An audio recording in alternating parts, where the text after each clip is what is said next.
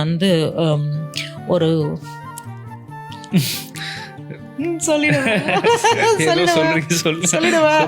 வேணானா cut பண்ணிக்கங்க, அதெல்லாம் பிரச்சனை இல்லை. மென் வந்து ஒரு அந்த 18-19 வயசுக்கு அப்புறம் நிறைய பேருக்கு பிரெயின் க்ரோத்தே ஆகுது இல்லை. ஒரே செகண்ட் ரொம்ப ரிலேட்டபிளா இருக்கு போல.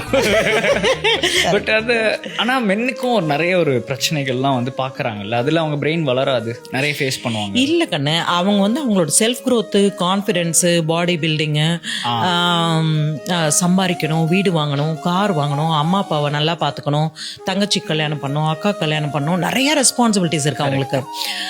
அவங்க அந்த 19-20 வயசு ஆகி 21 வயசில் வேலைக்கு போயிட்டாங்கனாலே அவங்களோட கான்செப்டே அந்த டோட்டல் ஃபேமிலியோட ஃபைனான்ஷியல் பேர்டனை புல் பண்ணுறதாயிடுத ஒழிய தன்னை வளர்த்துக்கிறதுக்கு அவங்களுக்கு நேரம் கிடையாது. புரியுது. மென் வந்து ஒரு ஆல்மோஸ்ட் 70% to 80% அந்த ஃபைனான்ஷியல் பேர்டன் ஃபுல்லாக அவங்கள்ட்ட தான் இருக்குது. கரெக்ட்.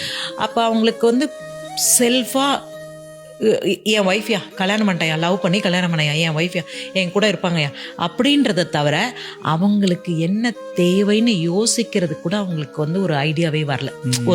ஒரு நிமிஷம் நம்ம கல்யாணம் பண்ணவே ஒரு பொண்ணு, அந்த பொண்ணு வந்து இவ்வளோ நல்லவ, நம்மளை பிடிச்சி நம்மள்ட்ட ஒன்றுமே இல்லாதப்ப நம்பி நம்மளை வந்து கல்யாணம் பண்ணாலே நம்ம இவ்வளவு சம்பாரிச்சு இவ்வளோ விஷயம் பண்ணிட்டோமே, அந்த பிள்ளைக்கு என்ன வேணும்னு நம்ம எப்பயாவது உட்காந்து 10 நிமிஷம் பேசுகிறோமா? கிடையாது, ஓடிட்டே இருக்கீங்க.